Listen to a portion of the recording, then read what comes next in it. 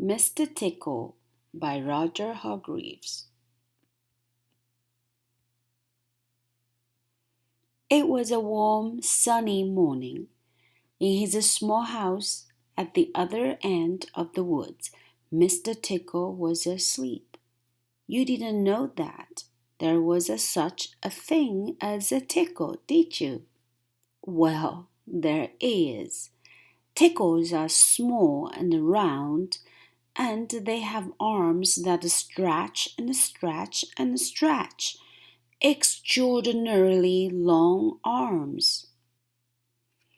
Mr. Tickle was fast asleep.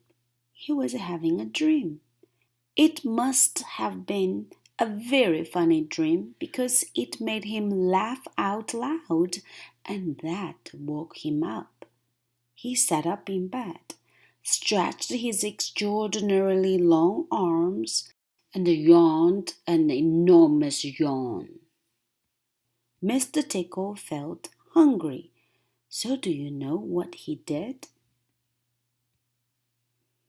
He reached out one of those extraordinarily long arms, opened the bedroom door, reached down the stairs, opened the kitchen cabinet, opened the canister where he kept his crackers, and took out a cracker. Then he brought it back upstairs. As you can see, it's very useful having arms as long as Mr. Tickle's.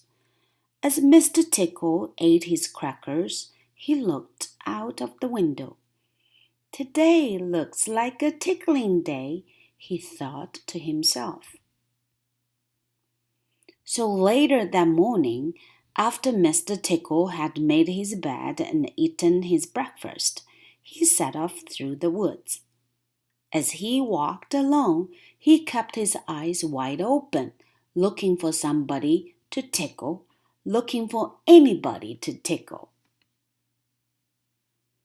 Eventually, Mr. Tickle came to a school. There was nobody around, so reaching up his extraordinarily long arms to a high window ledge, Mr. Tickle pulled himself up and peeped in through the open window. Inside, he could see a classroom. There were children sitting at their desks and a teacher writing on the blackboard.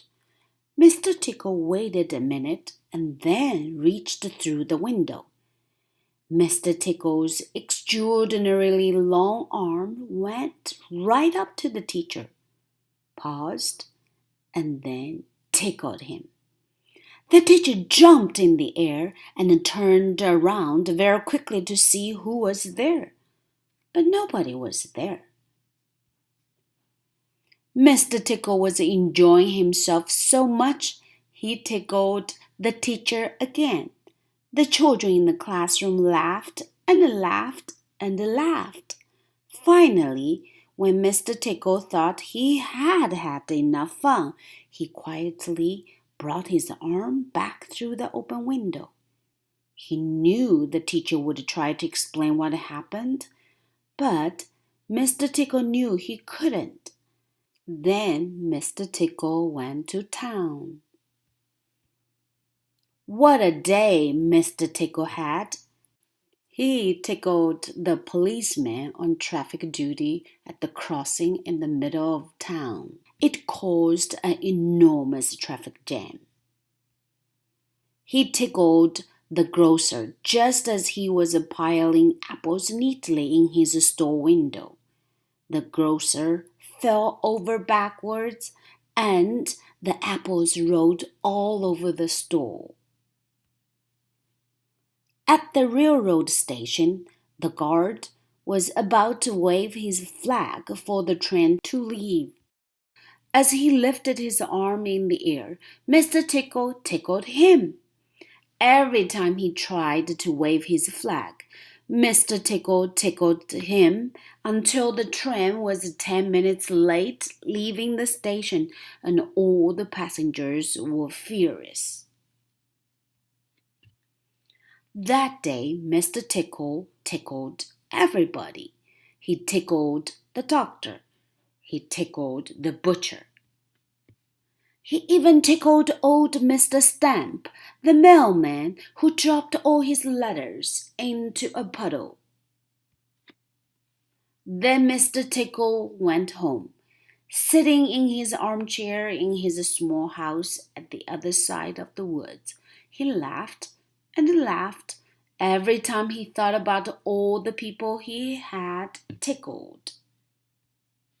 So, if you are in any way ticklish, be aware of Mr. Tickle and those extraordinarily long arms of his. Just think, maybe he's around at this very moment while you're reading this book. Maybe that extraordinarily long arm of his is already creeping up to the door of this room. Maybe it's opening the door now and coming into the room. Maybe before you really know what's happening, you will be tickled.